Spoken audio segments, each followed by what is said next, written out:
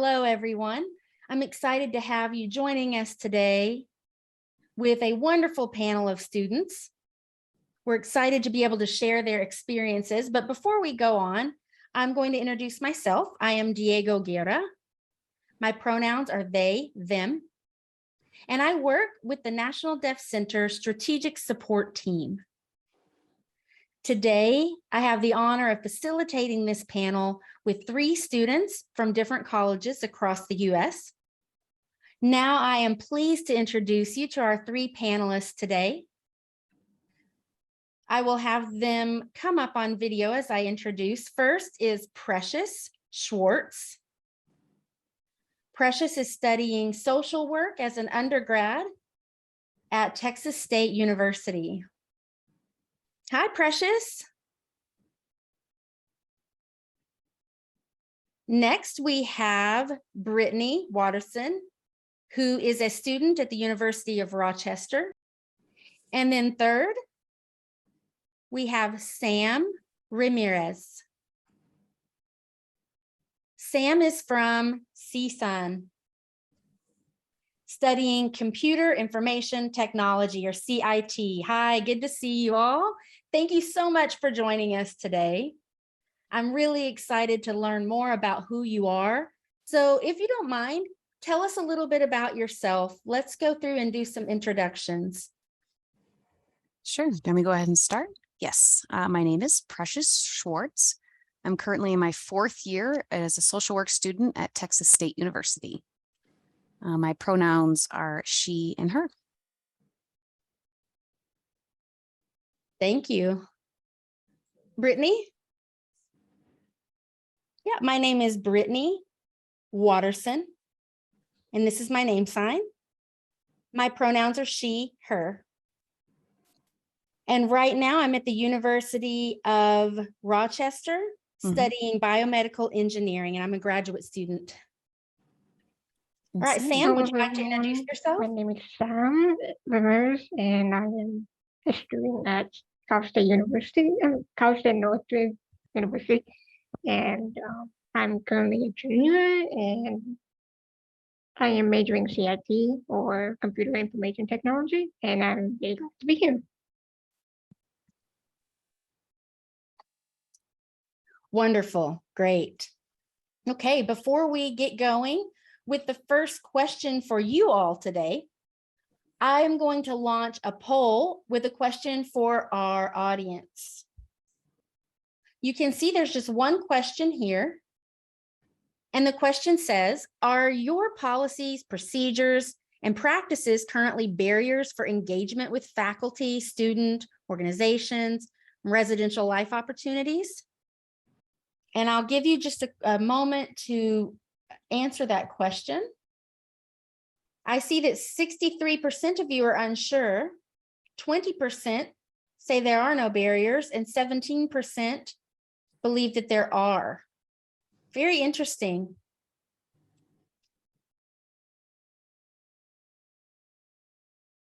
A question for you for today. Why is it important to have a relationship or connection with people on campus, whether that be departments, the disability office, meaningful relationships with those departments? What's the purpose of having those relationships? If you have any examples, can you share one of those? Sure. The meaningful relationship with the Disability Service Office that I have, and during the pandemic in 2020, things were online, as we know, and that was tough. And then moving back onto campus, I was speaking with the coordinator, always via Zoom and emails and whatnot. So that was tough, but we always contracted with an interpreter agency. Also building relationships with professors. It was important to keep on touch about my assignments or different events or what office hours were. I'm not just like a other hearing student who could just show up for office hours. I had to schedule an interpreter or write back and forth. So. All right. Great. Brittany, do you have something to share as well? Yeah, this is Brittany. To the first question, my answer is related to the Disability Services Office. I can talk a little bit about my relationship there, and then my relationship with people outside of the office. I did get to know a few of those people there at my university who were on staff. I have had a lot of experience over my years. And so I've noticed that it can be very difficult, and some people are very easy to work with. Some people are very nervous. They've never met a deaf person. They've never had training. And so in those instances, it's very difficult. And it's even more important to develop a relationship with that person because it makes my life a lot easier. I've also had positive experiences from someone who really understands, can explain, understands what I'm going through as a student, and we really end up collaborating together, especially when they can use my same language and we can communicate clearly that way. Also, I have experience with people who aren't familiar with what I am studying, and it can be very difficult. So I think relationships are important. They're critical to have with people on campus. Off campus as well, you may experience some barriers with the system and conflicts with a specific person on campus, whether that be a faculty member or someone in a department. I feel like we can have better success if we have some connections outside of those departments. Yeah, developing those support, this is Diego, developing those support systems are so important. They're critical to navigate for sure. Sam, would you like to add anything? Yes. So like for me, like when it comes to socializing, because like my preferred communication is mostly like speaking, usually like I don't really like have any problem like trying to connect with anyone, and usually like it's pretty fine and dandy for me, but then at the same time like it's just like a matter of trust with that person I have. So like usually like the more trust I have with them, like the more fine they are with me, like like voicing like my concerns, just feeling like you know so.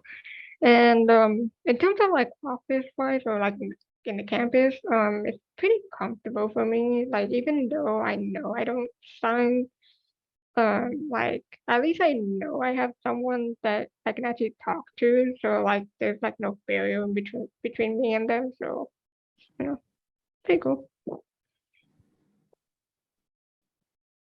Right. All three of you brought up some good points. Having a support system, having relationships with professors, and then trust is such a big issue. I'm wondering what trust looks like to you when you have to address an issue or you approach a barrier, someone who you need support from. What does trust look like to you?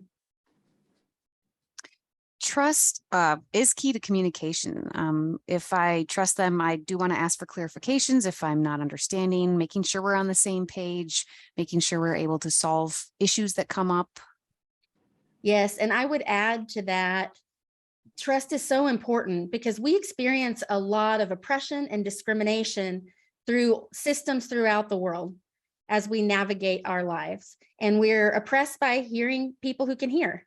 And so it's important to establish a safe place to be able to share our concerns that we experience on campus.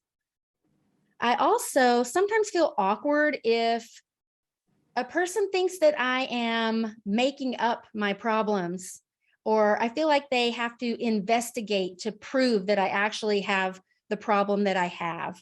And so I can't just walk in and explain my access needs, but I have to justify them. A disability services counselor, it's so important for them to have the training and the awareness, and awareness often comes through training. However they gain that awareness, it's important for them to understand the issues that we experience and to not be awkward whenever I walk in as a deaf student so that we can collaborate together. And I mentioned feeling supported by the system. That happens when someone understands me. I also feel like there are issues where I get access at the exact time and place that has been set for me. But beyond that, I don't always get support. So I think it's key to find those people who can support me beyond the classroom. Okay, great. Anything else? I would like to add in that like I want to say like my experience is pretty like unique because I prefer communicating text speaking, like it kind of just gives like the person who I'm talking to like a pass in the sense that like for example if the person I'm talking to is hearing like and I speak to them, it kind of gives them a pass to like it kind of like treat me like any like other like hearing people in a sense. So yeah.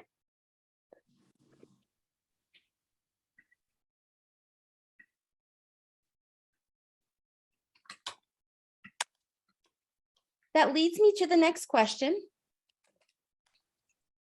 When you get on campus, whether it's at the beginning of the school year or really at any time during your college career, have you had opportunities to meet other deaf students? And if so, how did that happen? Does your campus disability office facilitate that, or is there a student organization that allows those connections? Because in our discussions with other people, we've noticed a lot of schools don't host any type of event that encourages students, deaf students, to meet each other. Some campuses do. So I'm curious what your experience is and if you've had those opportunities or not.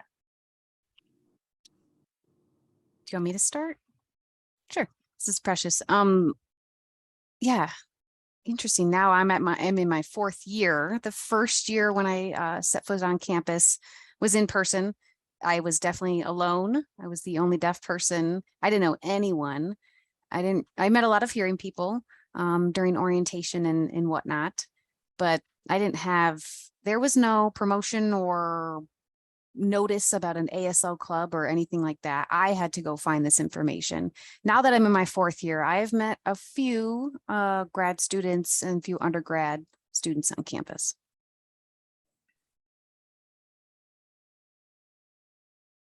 All right, I don't want to interrupt. This is Brittany. Okay, great. So that's a really good question because I had a good conversation with another student just a few weeks ago. They had a situation going on that they're dealing with at their university.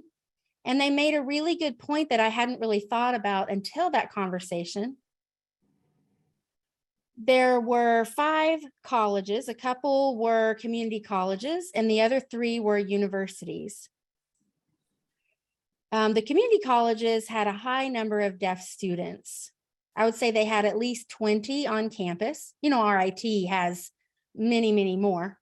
The University of Rochester has 60 to 70. And then in addition to that, they have faculty and staff and other people who work there on campus. So that is a much higher number. So the universities have an ASL club, which is great. But, typically university clubs are geared toward hearing students. So it's important to emphasize there is a deaf space that's available, and that's not always the ASL club. So that deaf space is often missing because the ASL space is geared toward hearing people. So there was one university that provided a deaf space, and the department had their own student lounge. So like the science department may have a student lounge for science students, and at RIT, they have NTID on campus, of course, the National Technical Institute of the Deaf, and they have a small lounge there, and as well as in the different academic buildings across campus. So I thought that was a great example of deaf space. At the University of Rochester, there is no such deaf space. I went in 2019, and I was not aware of any deaf students as I was going through my program. I was doing a bridge to PhD program. And just last year, during the summer, the University of Rochester hired a deaf consultative agency to provide a survey that they sent across campus geared toward deaf students. It was Kelby Brick, and I forget the name of Kelby's business partner, but regardless, they asked us a host of questions and let us know at that point that there were 60 other deaf students, 60 deaf students on campus, and I was shocked.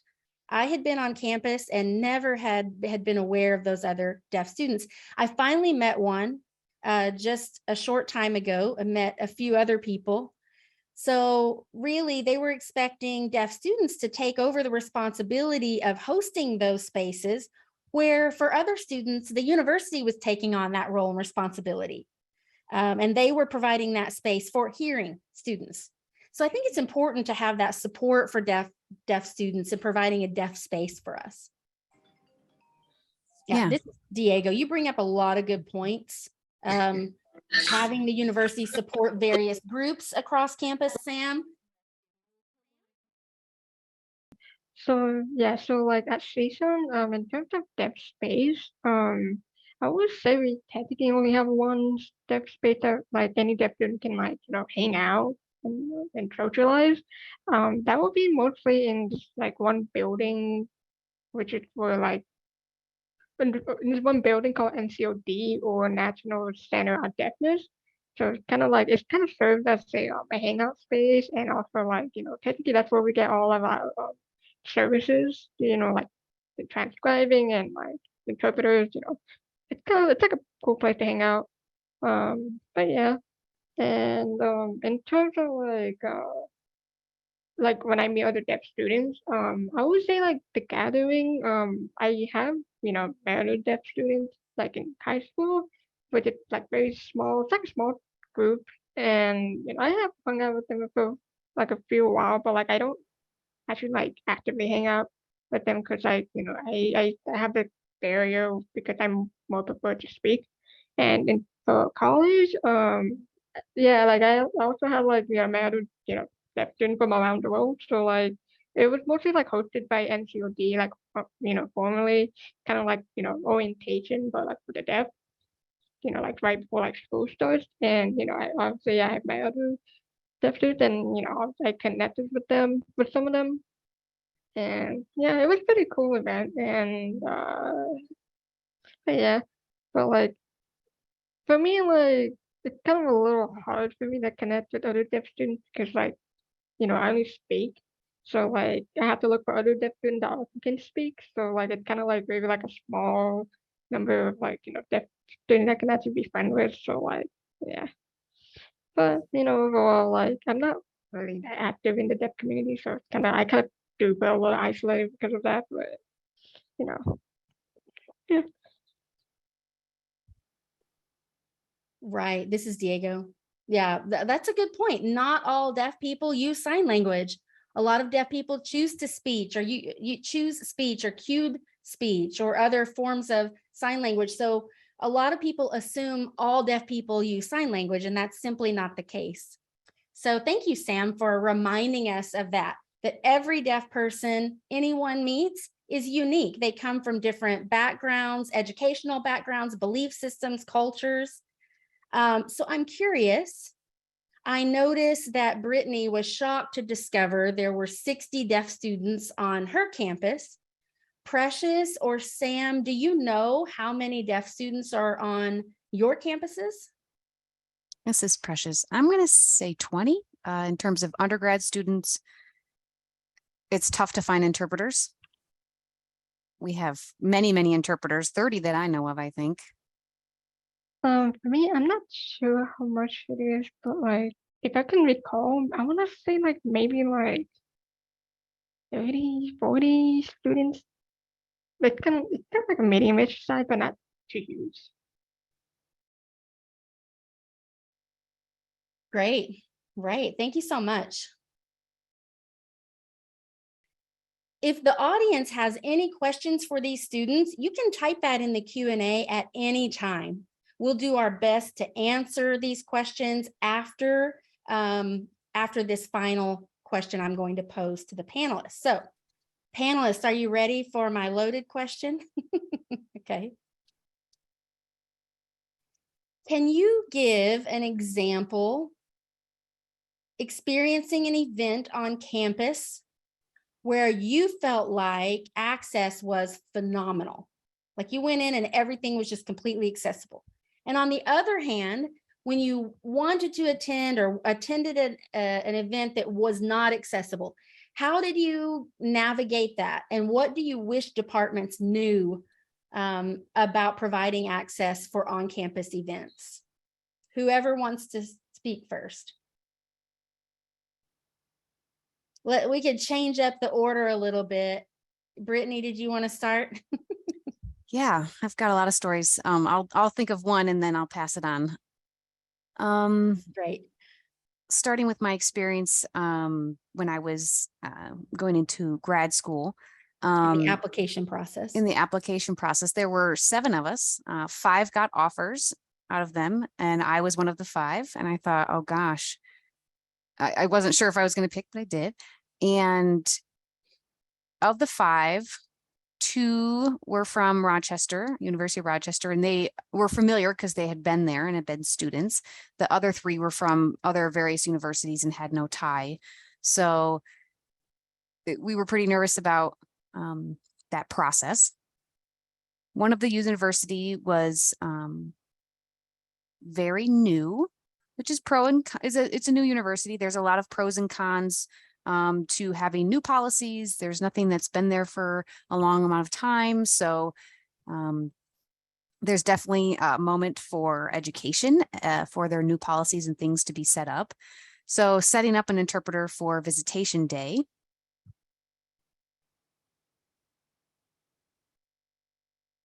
The coordinator there was very, very nice, very, very sweet.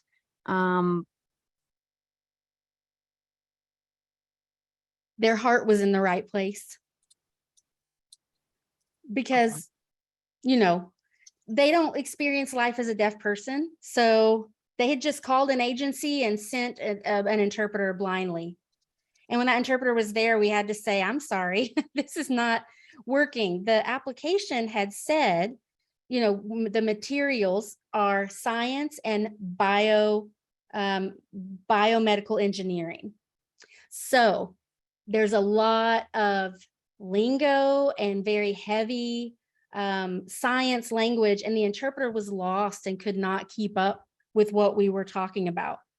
And so, you know, they had not been through our journey. And so they really just didn't know. They admitted it, they realized that. But we needed someone who had a bit more experience being in that space. At a different university, it was an older, more well-established school. It wasn't, there were a lot of systems already in place because of it being an old school. They had disability services, they had interpreters, everything was clearly delineated on their website so that you knew where to go to request certain services. So as we asked for interpreters, they sent an interpreter who again just struggled and was completely overwhelmed. Again, you know, I tried to share the content the best that I could. I tried also to let the agency know to make sure the interpreter reads through the description before they accept the assignment and understand what they're coming into. So I think the university department was starting to learn the challenges of finding a sign language interpreter. So often I went without interpreters, or it would depend on the interpreter schedule if they could arrive to class or not, and it became very frustrating to navigate. Another university I was concerned about having another negative experience, and I knew another PhD student who had had certain experiences there. So we went through and talked through some of the frustrating experiences that we had had and how we really got the runaround, and one department wants to blame the other, they want to blame the agency. But it's important for us as deaf people to know what our rights are and then how to navigate through that system, knowing our rights. And we need to know, to have the information to be able to do that. I have more stories, but I'm going to stop and let someone else share too. Thank you, Brittany. Yeah. Thank you for sharing your frustrations with all of those. I'm sure we're all familiar with those experiences with getting an interpreter that's not very familiar with specific terminology, and even with the information they're able to prepare for. I'm sorry you had to go through that. That's tough. Yeah, it was tough for sure. Yeah, Precious? this is Precious. I've gone through a similar experience at the beginning, wanting to make sure that I have a decent relationship with the coordinators and the interpreters. And I asked for specific interpreters. And this is a big university, and it's grown. What is this now? I mean, this is the largest freshman class, like 7,000 students. We have a new president as well. And the president wanted a great relationship with the students and administration levels. So they wanted that to be an open door to the students. So when they bring interpreters in, I wanted to make sure that the coordinator knew that I had specific preferred interpreters, and I don't always get them, but I tried to advocate for myself and let them know which interpreter I would like. And sometimes I feel like it's on me as a student to have to make sure everything works out and everything is in line, whether that's an event or class or even last minute things. I feel the burden, but I would love the equal access of being able to just go to what I would like to go to. But yeah, I'm always working with the interpreter coordinator about that. And then my social work program, the department is always learning. I'm always letting the social work department know about areas of where they can improve. It's definitely improved since my first year that I got here.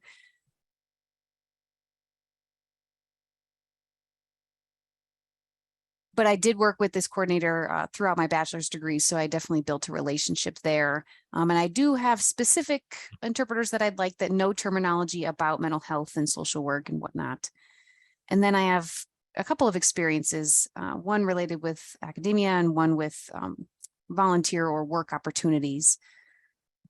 In terms of ADA accessibility, that can be difficult. It's always the runaround of who should I contact? Is it my fault? Is it their fault? Who wasn't taking care of what they needed to get this all in line? So the communication among everyone is important, but that's definitely a working process that I'm still working on.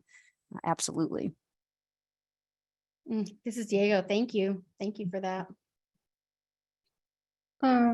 So when it comes to like social events or like events that like I think like academic events, last time I remember like I usually would have like asked for like captioners when I go to events. Like usually that's like just like like some medium-sized gathering, but like when I do like sometimes like I can't tell if the policies are a little clear because sometimes they would say, oh, you have to request and then, and then they will come by, or or it has to be the event host who has to request by like, you have to ask the event host that, hey, like can you like ask NCOD to like, bring in a captioner and then, they will work with them, right?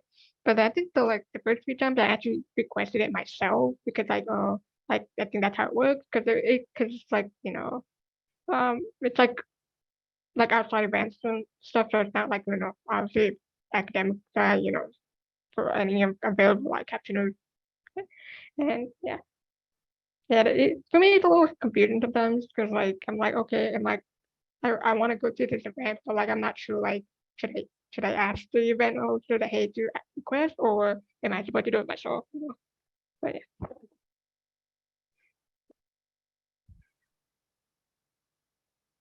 Yes, absolutely. You brought up a great point. We at NDC see often stories from students of working with various people throughout their schooling of who is responsible for what and who takes care of what and the frustration behind that. Do you have any strategies that have worked for you? Or any, hold on, we have the interpreter to come up. Perfect. Thanks. Yeah, do you have any yeah, the decentralized systems of where that information and which department is responsible for what. It's often divvied up. And that puts a little bit more of a burden and process to get all of that. Possibly one department will drop the ball and then access is not provided. So there definitely is a runaround. I'm thinking of, yeah, a centralized system may be a great option for some schools and maybe not. But do you guys have any strategies that have worked for you to ensure that you get access? Yes. This is Precious. Yeah. One of the strategies I just started doing, I wasn't very, I didn't advocate for myself at the beginning very well. I would just say, oh, they'll take care of it, or I just want to fit in and don't worry about it. And I would miss information at events. Now I realize, no, I want equal access. This is a public school. It's a public university. So why should I be afraid to ask for interpreters? And if it's an interpreter that I know, I'll ask if they're available for a specific time and then request that person at that specific time for that event to make sure that those all those things line up. But emailing everyone, ensuring we're all on the same page, and then making sure all the communication can flow easily. I like to know what's going on and what the next steps are and where everyone is. Yeah, I'm getting interpreters, ensuring that all the information is lined up. But yeah, it takes time. I always have to think everything ahead of time. It's not always easy to do things last minute like that. But I'm always trying to be ahead of the game with that. Yeah, that's one strategy that I've used. For Me? sure. Yeah. Riding along with what Precious was saying and, thinking about making sure you get all that coordination in place and at the time to get all that done is tough. It made me think of two different things. First of all, I feel like access services do need to be centralized, where we can go and get our needs met, even though our needs differ. We may want to use captions or sign language interpreters, or we may use different sign systems in different languages. So I think, for me, I sign English. I'm very comfortable signing English. For STEM courses, it's very important to use ASL signs, but include that English terminology. Those terminologies are so important. So also, if I'm taking a class like a political sciences class, then I also want to see a lot of English. So I think just having a disability services office say, well, this student uses an interpreter, that's just not sufficient enough. And I think if there is a decentralized system, it can cause quite a bit of confusion. I'll give you an example. There was a university with a large population of deaf people, and they had divided services, students with disabilities, in other words, everything else that wasn't interpreters and caption, basically. And then in another department, they had everything related to deaf services, interpreters, captions, note takers. So if someone like me uses one type of accommodation from each of those departments, that made me do double duty. I had to go work with one department to get one type of accommodation and another department to get a different type of accommodation. And I would ask the coordinator in one department to please, add an amendment to all the paperwork I did just to say that I needed captions so that I could simply take it over to the other department.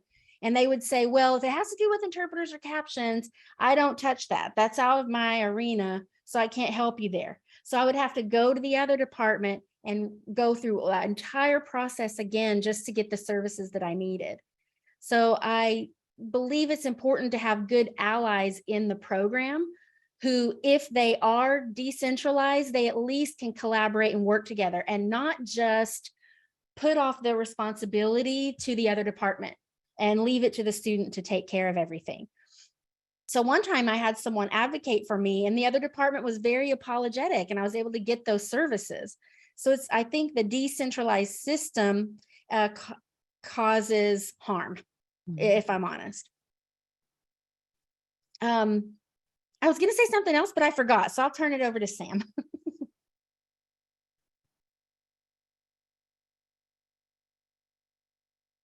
Oh, and Sam, you'll want to unmute. You made a great point, Brittany. Yeah, because like in a season, like we do have like services that for like, oh, if you need extra time, if you're blind, partly blind, it's like that service is like separate from NCOD, which is more orientated towards like deaf and other things, only for captioners and for interpreters, right? And basically, like the other department, which is called DRES or DRES in that season, that was more aimed towards like, oh, like, extra like accommodations, like that's not related to like, deaf or hard hearing. And then like I remember like when I was first like about to enter season, like we were kind of just like looking around trying to get to know like, like what services season has. And then when I first saw dress, I'm like, oh, like I thought, oh, it will be kind of like, lumped under like the same like, accommodations with, deaf and hard hearing, like for transcribing, because like I remember like in high school they were also lumped the same thing too. Like if you need like extra time in your thing, it will be under the IEP, and also even like like for me it will be like the microphone thing, to hear the teacher better or more louder. So that would also be like lumped under IEP, and then but like for college it's like separate. I'm like huh? Like I thought it would be like kind of similar, but it's actually like a separate thing. Like it's kind of like weirdly like segregated in a sense. I'm like kind of weird. Oh, also like last thing, I was checking the season website, and I was just trying to see like could they kind of revamp the website to look much cleaner, but like so like I was just trying to see like oh trying to look for like the NCOD website, and I was like researching, and like when I clicked on like students and then like services, because that would have that's what it is, service, right?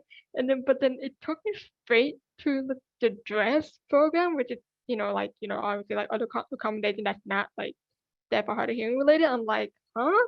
Like I thought NCOD would have been part of it because it's also a service, but they just kind of just omit it.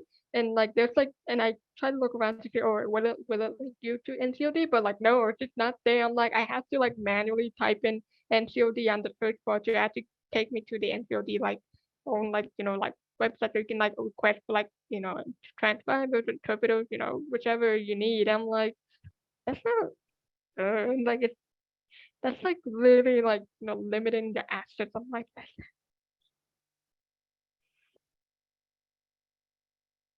For sure. Yes. That's fascinating. It sure is. This is Brittany. Oh, if I could make a comment, something else I wanted to mention, often we don't know what we can get in terms of accommodation. And when you mentioned that, it helped me think about, we're doing all of this work to get the accommodations that we deserve. We can't sit back and wait for someone to come and ask us for what we need. It is a big burden and for us as students, and I want to recognize that. Something else I had mentioned before about frustrations is being given a designated interpreter. I had never heard of a designated interpreter before. And I was amazed when I learned that I could use that strategy. So Diego mentioned what strategies have we used that have worked for us. A designated interpreter has worked well for me. A PhD program, especially in the field I'm in, is so difficult and the schedule is quite heavy, and it was very difficult to find interpreting services. And they would, the department would say, don't worry, we cross our hearts, we'll get this covered. But we have labs. The students are often talking throughout the lab while we're supposed to be looking at what we're doing.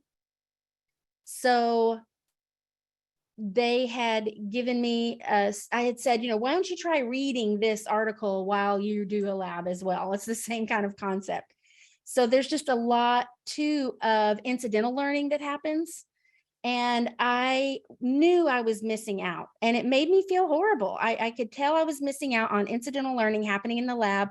Other students would readily understand the content that we were being taught, and I didn't. And it just made me feel like I was really missing out. So a designated interpreter can definitely help with that. That's one tool.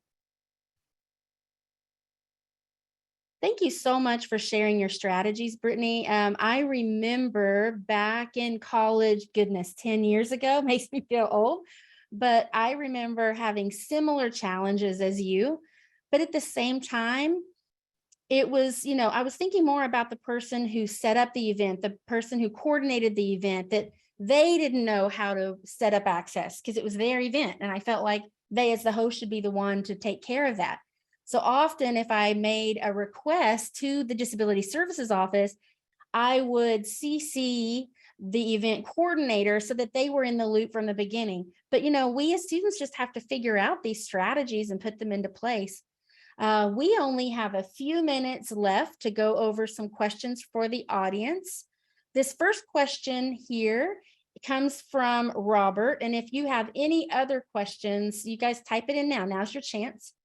Robert's question reads, do you have any contact, or do any of you contact and coordinate with professors, like where you would like to sit or challenges you might face?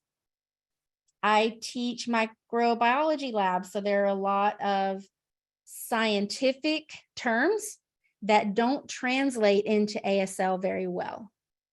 So let's talk about that. How do you coordinate, and how much do you coordinate with your professors? This is Precious. Yeah.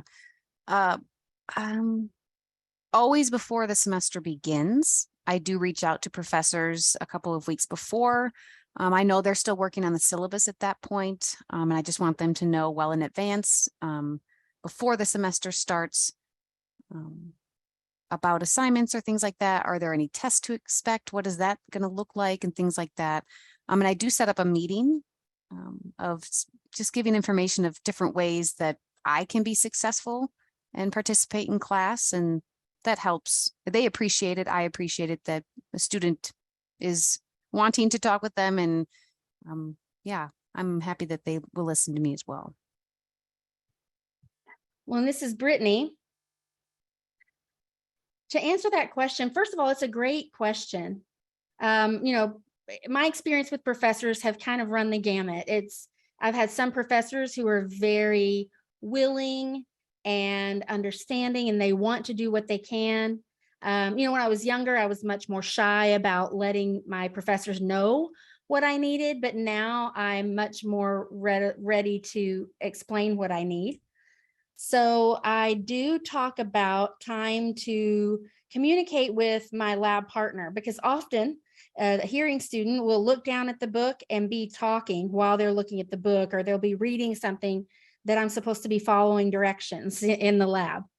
And so I have let the professor know my team and I may take a little bit more time, because I need their eyes on me and I need eyes on them. We can't multitask in that same way. I also ask for the PowerPoint and some basic notes, and getting those before class is very, very helpful to me.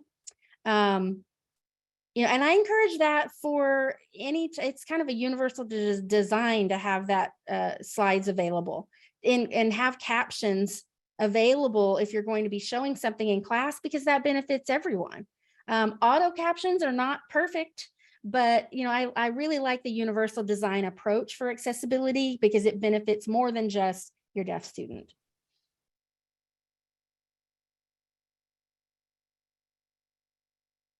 Okay, Sam, anything to add to that? You good? All right. So some more questions have come up. One person had a question about interpreters. I'm going to broaden this a little bit. I wonder if any of you have had a last minute need. You want to go chat with your professor, or there's an hour where you can go meet with a TA, or there's an emergency, your students are wanting to meet last minute, and you don't have time to make a request. It's not that 24 to 48 hour window that most offices ask for. What do you do in those situations? This is Precious. Yeah, I can speak to that. It's nice to have a meeting in person. Convenience wise, yeah, the last minute meetings, we like to use Zoom. ASL is my first language, so I'm not always confident with writing English back and forth. So if I am meeting virtually, it's just a little bit easier. And last resort, we can use relay or anything like that, video relay, and have an interpreter over the phone to talk about what we need to. But yeah, that's last minute. I try not to. I try to get a hold of the professor well in advance to get an interpreter set up. Yeah. Sam, I'll have a comment, but I don't want to, if you have something to say as well. My strategy in undergrad, was really, it was a little bit of, I was okay with time management, not always, but as a grad student, I just have a lot of things that happen last minute. In undergrad, I noticed that it was a little bit easier. I would request an interpreter for big blocks of time. So if there were office hours, I would set them for Mondays at 2. And I would request an interpreter every Monday at 2 o'clock for the entire semester. And then I learned that I could cancel if I needed to, but then I didn't have to make a last minute request. If I wasn't going to meet with students or the teacher, then, I could manage that. I didn't want to wait until the last minute and hope for the best, wait until the last minute and then have to write or miss out on what people were saying or use automated speech to text or something like that. That is definitely not ideal. So, those are some of the ways that I handled it. All right, this is Diego. We have about 3 minutes remaining, and I want to end on time because you all have classes to get to. But one final question here. When you're on campus as an undergrad, or when you were on campus as an undergrad student, life on campus, does the Access Office make it easy for you to engage in extracurricular activities, whether that's social organizations, student body government, or any type of extracurricular activity? Was that easy for you to access? This is Precious. That I can answer. That was definitely a challenge, has been a challenge for me. It seems the disability office, their funding and their purpose and their concern is for academia versus the organizations and things like that in terms of paying for interpreters. And interpreters can be expensive. And I feel bad. I didn't realize that the monies are for academic purposes versus organizations and things like that. So yeah, it was tough. Wow. It's tough in terms of funding, things like that. Yeah. Wow. I'm sorry But you had to go through that. I advocated for myself and got things to work out, but yeah.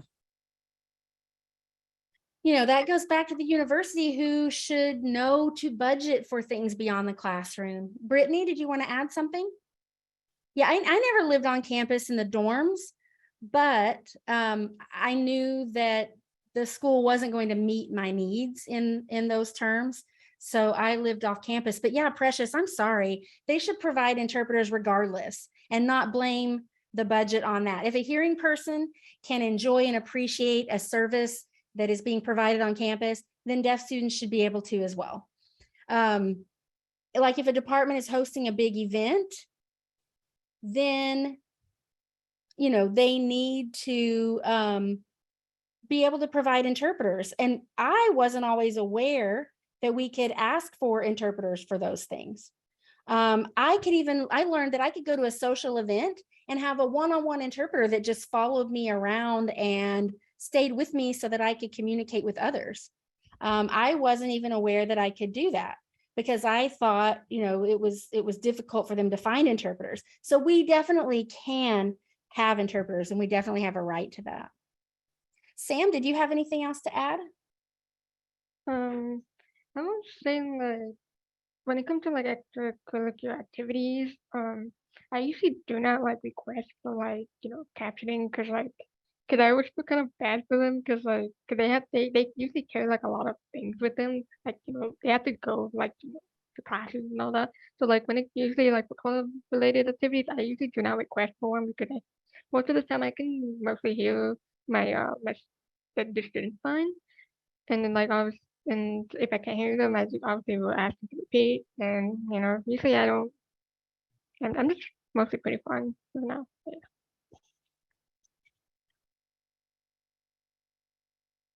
Wonderful. Thank you so much, Sam. I really appreciate that. Well, it is time to wrap up. I want to thank you again. Thank you, panelists, for your willingness to share your experiences with us. Any final comments before we close up for the day? Okay, beautiful. Thank you again. I want to thank the team working behind the scenes, our Access team, the team working on Zoom, and for all of you participants who attended today. Know that we do have social media. We also have a newsletter you can subscribe to if you haven't yet. If you would like to talk more about arranging accommodations, you can reach us at help@nationaldeafcenter.org. All right, thank you all so much for coming. Have a great afternoon. Thank you, everyone. Bye-bye now.